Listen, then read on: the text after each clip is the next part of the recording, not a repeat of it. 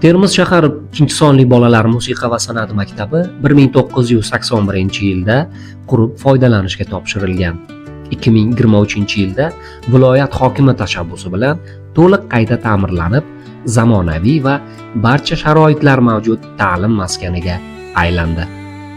Bugungi kunda musiqa maktabidagi 249 nafar o'g'il-qizlarga 41 nafar pedagog kadrlar musiqa va san'at yo'nalishlari bo'yicha ta'lim berishmoqda.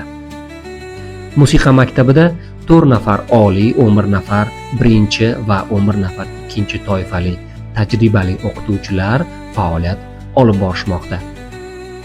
So'nggi 5 yillikda musiqa maktabi o'quvchilari 22 ta xalqaro va 50 dan ortiq respublika ko'rik-tanlovlarida Grand Prix va yuqori o'rinlarni egallashdi.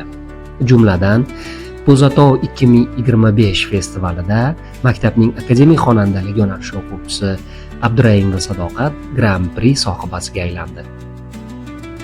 Open Asia xalqaro ko'rik-tanlovida ishtirok etgan Xoli va Nargiza ham ko'rik-tanlovning Grand Prix sohibasiga aylandi. Ta'lim maskanidagi dars jarayonlari davlat talablari asosida zamonaviy texnologiyalar yordamida tashkil etilmoqda. Musiqa maktabida umumta'lim maktablari bilan integratsiya asosida ta'limiy hamkorlik yo'lga qo'yilgan. Musiqa maktabining asosiy maqsadi yoshlarni madaniy ongini rivojlantirish hamda musiqa va san'atga qiziquvchi yoshlarni ijodiy qo'llab-quvvatlashdan iborat.